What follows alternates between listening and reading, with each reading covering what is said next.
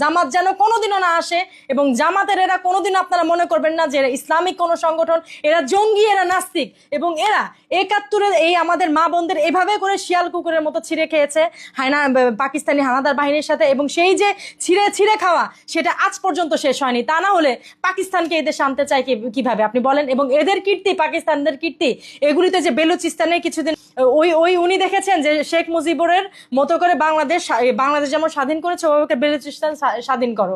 তো শেখ মুজিবুরকে নিয়ে ওনার বাজে কথা কেন বলে জানেন? যাতে আমরা বীরের জাতি বাঙালি আমরা না দাঁড়াতে পারি, এই ইসলামের কথা বলে আমাদের মহিলাদের পর্দার কথা বলে দাবিয়ে রাখতে চায়, যাতে আমরা গণমাধ্যমে এসে তাদের বিরুদ্ধে এরকম কথা না বলি।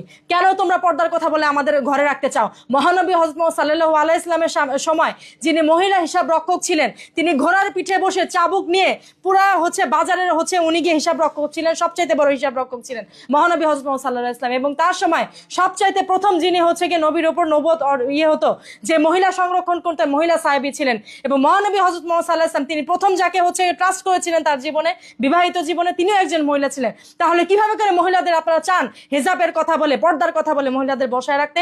এর কারণ একটাই, সারা জীবন পুরুষের পাশে নারী মদত জুগিয়েছে, সেটা 71 থেকে এই পর্যন্ত। আমরা যারা অনলাইনে প্ল্যাটফর্মে কথা বলে, আমরা আমাদের ভাইদের সাথে আছি বলে আপনারা ইসলামের কথা বলে, পর্দার কথা বলে আমাদের ঘরে রাখতে চান। ইসলামের কোথাও নেই যে মেয়েরা মিডিয়ার সামনে আসতে পারবে না, মেয়েরা ভালো কথা বলতে পারবে না। মেয়েরা যথাযথ শরীয়তে পর্দা করে নিজেকে ব্যালেন্স করে তারা অবশ্যই কথা বলতে পারবে, চাকরি বাকরি করতে পারবে। এখানে কি আমরা উলঙ্গ হয়ে কথা বলছি? সংসদে কি রুমিন ফারহানা কি উলঙ্গ হয়ে কথা বলছে? সংসদ কি উলঙ্গ হয়ে কথা বলার জায়গা যে ওখানে গিয়ে আপনারা রুমিন ফারহানার মতো একজন, ওনাকে অনেকেই লেডি বস বলে, তাকে নিয়ে আপনি কথা বলে আপনি স্পর্ধা হয়ে কোত্থেকে? 71-এ আপনি কোথায় ছিলেন? এই জাতীয় সংসদ যখন তখন আপনি কোথায় ছিলেন? এখন এনসিপির জন্য আপনারা সংসদে গিয়ে এত বড় বড় কথা বলেন। এতকাল যে রাস্তায় পড়েছিলেন, নর্দমার কিট হিসেবে ছিলেন, সেটাই ভালো ছিল। আপনারা প্রমাণ করছেন আপনাদের কাজ দিয়ে যে আপনার নর্দমার কিট।